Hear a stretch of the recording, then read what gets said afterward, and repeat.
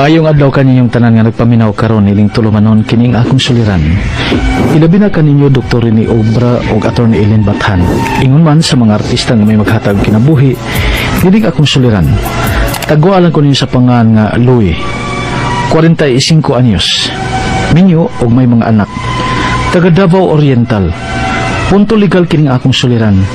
Kabahin kini sa usa ka ektaryang yuta nga kabilin sa among mga ginikanan nga gustong angkunon sa usa lang namo ka igsuon nga siya man mitanan.